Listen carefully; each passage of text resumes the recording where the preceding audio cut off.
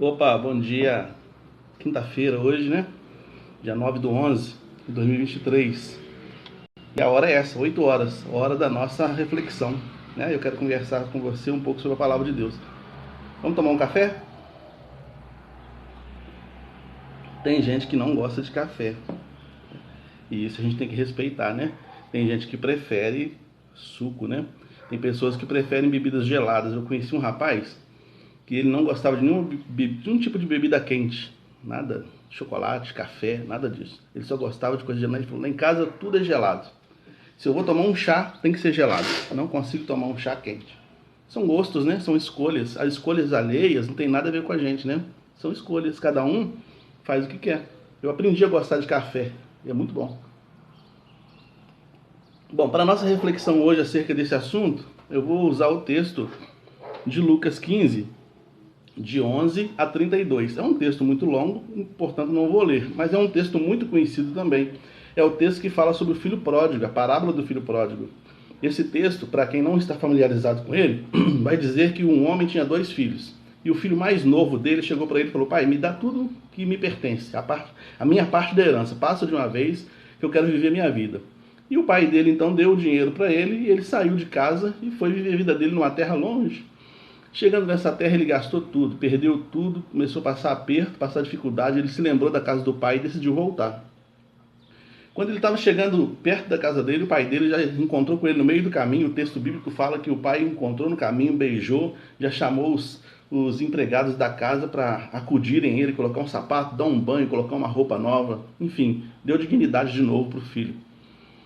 E fez uma festa para ele. Quando o filho mais velho, o outro filho, né, o mais velho, chegou do serviço, estava na lavoura. Quando ele chegou do serviço, ele viu que tinha uma festa em casa. Ele perguntou: o que está acontecendo ali? Aí um dos empregados do pai dele falou: olha, o seu irmão voltou depois de tanto tempo fora de casa e o seu pai deu uma festa para ele.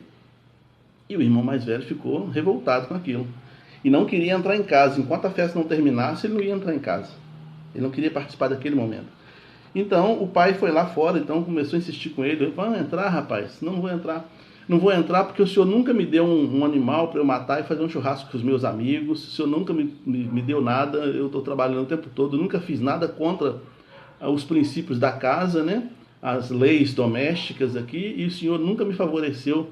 E agora esse seu filho, ele nem falou meu irmão, ele falou: esse seu filho aí tomou uma atitude dessa natureza contra a sua honra, saiu de casa, fez isso, tudo, e o senhor está dando uma festa para ele, pai. Que negócio é esse? Aí o pai dele falou: rapaz, se você, tudo que é meu é seu. Se você quisesse fazer uma festa com seus amigos com um bezerro nosso aqui, podia fazer, porque é seu. Tudo que é seu, cara. Você não perdeu nada, na sua vida não foi alterado em nada. Seu irmão tomou essa atitude, graças a Deus voltou, está aqui, vamos nos alegrar. E o texto termina assim. Bom, o que eu quero pensar com esse texto aqui?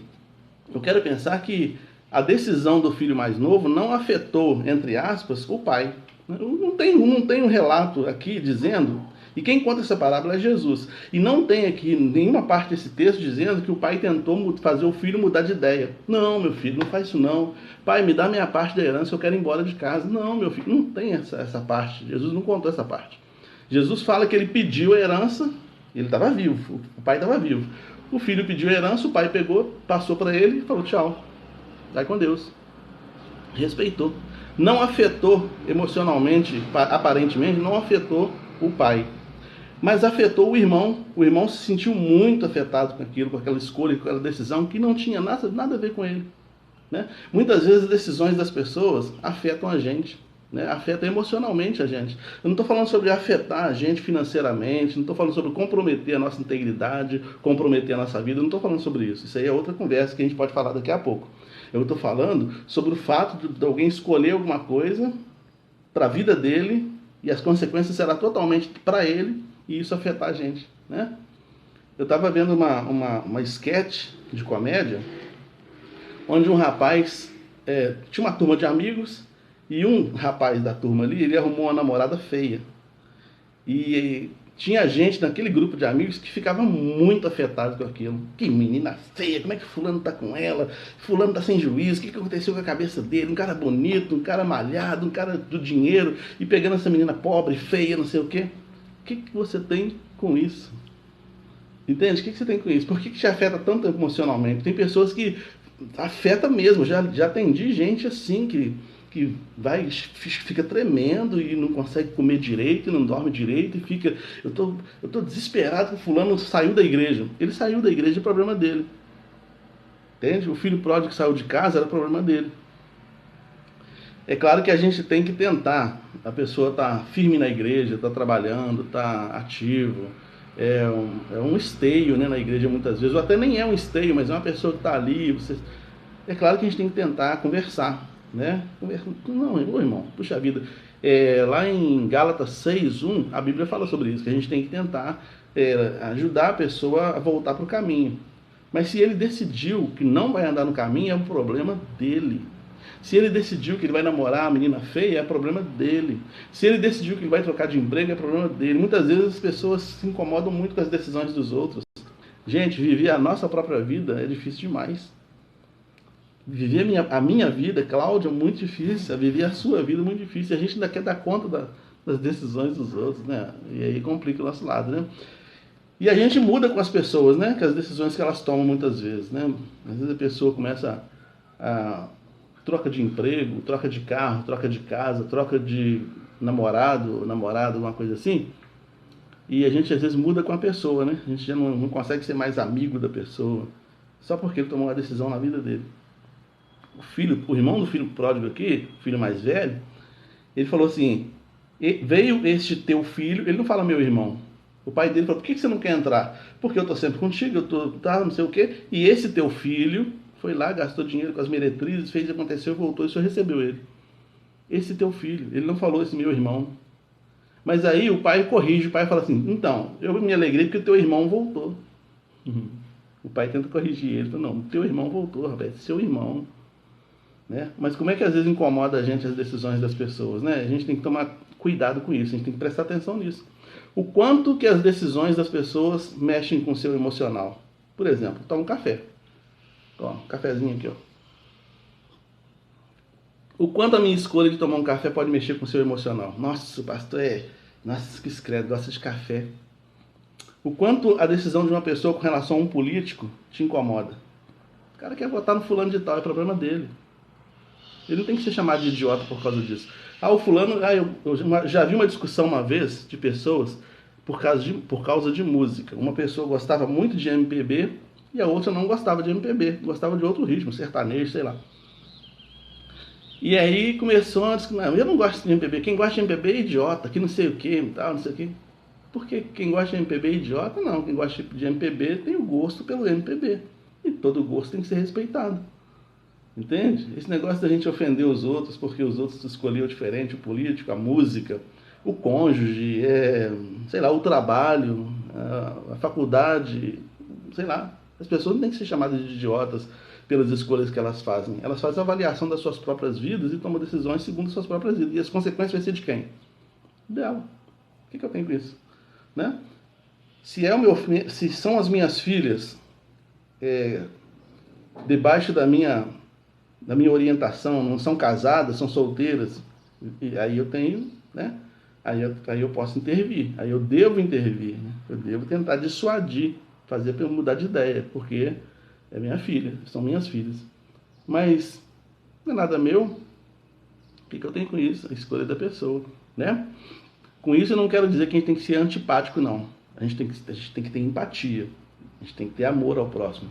Mas eu estou falando sobre quando... Eu estou querendo dizer, não sei se estou sendo claro, é quando as decisões dos outros afetam emocionalmente a gente. Decisões que não tem nada a ver conosco. Jesus falou o seguinte: um de vocês aqui não vai morrer até ver vir a glória de Deus. O Filho do Homem voltando à sua glória. E aí então, Pedro virou para Jesus. Jesus tinha tratado com Pedro: Pedro, tu me amas? Amo, você sabe que amo, não sei o que e tal. E estava aquela conversa que a gente já sabe do final do Evangelho de João, em que Pedro falava assim: eu te amo com uma consideração de amigo, e Jesus queria que ele falasse algo mais. Ou, pelo menos, Jesus queria que ele percebesse que esse algo mais que ele queria manifestar, ele não tinha condições ainda, que era amar a ponto de sacrificar-se por Jesus. Então ele falou: eu te considero e tal. Então, quando Jesus trata isso com ele, Pedro vai e vira para João e fala assim: ô Senhor, mas e o João? O que vai ser dele? porque o senhor falou que tem gente aqui que não vai morrer sem ver a sua glória. Certamente ele falou sobre João, porque João era muito amigo de Jesus e João era o mais novo. Então seria, tecnicamente, o que morreria viveria mais tempo. Jesus falou assim, olha, se eu quero que ele fique até que eu venha, o que te importa, Pedro? Vem você e me segue. Ou seja, Pedro, toma conta da sua vida, cara. Deus repartiu a vida para cada um e as experiências com cada um. Cada um vai dar conta de si. Eu já vi casais quase se separando porque um queria que o outro tivesse a mesma fé que ele. Não, eu quero que a minha esposa tenha a mesma fé que eu, a mesma busca que eu. Não, eu quero que o meu esposo... Para com isso. Você não é o Espírito Santo. Quando alguém te pedir um conselho, dê esse conselho. Mas considere que alguns conselhos são apenas protocolares. As pessoas não vão tomar decisões em cima. Dê o conselho, não tenta converter a pessoa. Eu lembro que uma vez eu tinha que tomar uma decisão, eu queria tomar uma decisão, e aí eu conversei com o Fernando da Leandra, quando eles ainda estavam em Juiz de Fora. Fui lá, conversei com o Fernando e tal. Aí ele foi e me mostrou todos os contras. Eu estava mostrando para ele os prós. Não, vai acontecer isso, vai ser assim. Aí ele foi e me mostrou todos os contras. Mas eu fui e tentei rebater. Aí ele falou assim, sabe de uma coisa, pastor? Quando a pessoa está decidida a fazer uma coisa, não adianta a gente dar conselho, a pessoa já está decidida. O senhor vai fazer isso, porque o senhor quer fazer isso. E pronto, fiz. Não me dei mal. Eu não me dei mal naquilo que eu ia fazer. Mas é uma coisa que não afetava ele e não afetava a igreja, era uma coisa particular minha. Ele falou assim, olha, isso aqui vai ser prejuízo para você aqui, vai ser assim, assim, assim. Eu falei, tá bom, eu quero arcar com esse prejuízo. E tomei a decisão que eu quis tomar. E assim foi. E tem pessoas que às vezes vão chegar até a gente, muitas vezes chegam para mim,